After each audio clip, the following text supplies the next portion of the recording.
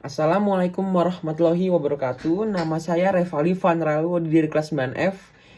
Hari ini saya akan mempresentasikan karya ilmiah saya yang berjudul Dampak Negatif PJJ terhadap Siswa-siswi kelas 9 Junior High Global Islamic School. Latar belakang masalahnya adalah pada masa pandemi, biasanya siswa-siswi kelas 9 SMP Global Islamic School melakukan kegiatan belajar mengajar dengan cara datang ke sekolah atau tatap muka. Namun di masa pandemik, segala aktivitas akan terhambat, salah satunya kegiatan belajar mengajar. Oleh karena itu, sekarang di masa pandemi yang disebabkan oleh virus COVID-19, siswa-siswi SMP Global Islamic School harus melakukan pembelajaran jarak jauh atau yang disebut PJJ. Karena adanya anjuran dari pemerintah untuk mengurangi wabah COVID-19 dengan cara belajar menggunakan video call dengan aplikasi Zoom atau Google Meet. Ada beberapa dampak positif dari pembelajaran jarak jauh.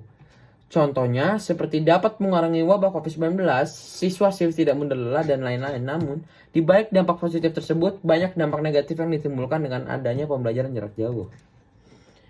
Rumusan masalahnya adalah, dari penelitian ini, adalah bagaimana dampak negatif yang akan berpengaruh dari pembelajaran jarak jauh bagi siswa-siswi kelas 9 SMP Global Islamic School di masa pandemi COVID-19.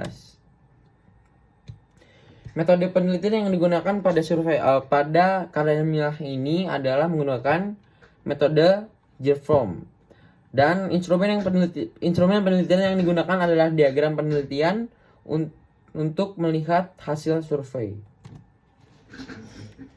Tujuan dari penelitian ini adalah untuk mengetahui apakah PJJ berdampak pada tingkat kepercayaan diri pada siswi kelas 9 SMP GIS. Untuk mengetahui apakah kelebihan berlakunya PJJ bagi siswa kelas 9 SMP JHGIS.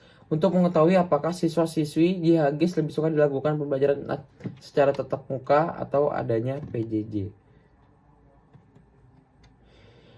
Landasan teori.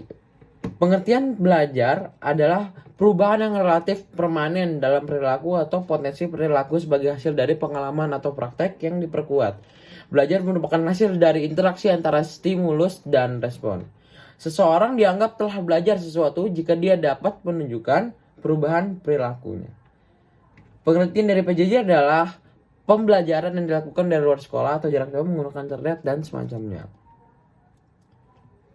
Dari hasil survei yang saya dapatkan dari menyebar di form tersebut, 100% siswa yang menjawab kuesioner tersebut pasti pernah mengikuti pembelajaran jarak jauh.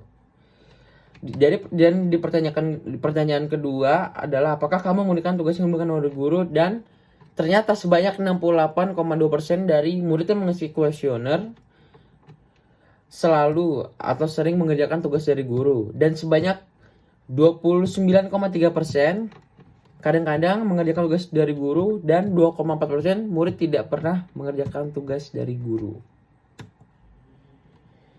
Pertanyaan ketiga adalah apakah kamu suka merasa malas saat ingin mengikuti PJJ?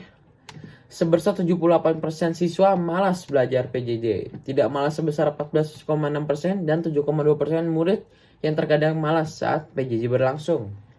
Selanjutnya, sebanyak 56,1% murid merasakan bahwa PJJ dapat mempengaruhi tingkat kepercayaan diri mereka, dan sebanyak 43,9% tidak merasakan pengaruhnya.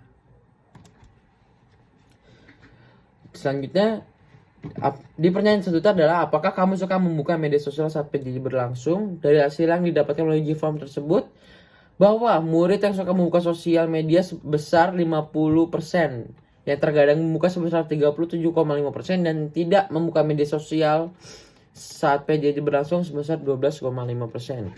Dari hasil yang saya dapatkan menggunakan metode di form tersebut menunjukkan bahwa sebesar 53,7% terkadang suka bermain game saat PJJ berlangsung, yang suka bermain PJJ saat PJJ berlangsung sebesar 17,1%, dan tidak bermain game saat PJJ berlangsung sebesar 29,3%. Jadi kesimpulan yang saya dapatkan adalah semua murid pasti pernah mengikuti PJJ. Sebagian murid masih suka tidak mengerjakan tugas yang diberikan oleh guru. Lebih dari 3/4 murid merasakan malas saat berlangsungnya PJJ. PJJ dapat mempengaruhi tingkat kepercayaan diri siswa-siswi kelas 9 JHGIS. Siswa-siswa kelas 9 JHGIS banyak suka membuka sosial media saat PJJ berlangsung. Hampir sebagian besar siswa-siswa kelas 9 JHGIS sering bermain game saat PJJ berlangsung. Saran dari saya adalah sebaiknya saat pembelajaran jarak jauh berlangsung, kita harus sudah mempersiapkan dan harus niat untuk belajar. Karena jika kita bermalas-malasan bermain handphone, membuka sosial media, dan bermain game saat belajar menggunakan metode PJJ, membuat metode tersebut tidak menjadi efektif. Sekian dari saya, maaf jika ada perkataan yang salah. Assalamualaikum warahmatullahi wabarakatuh.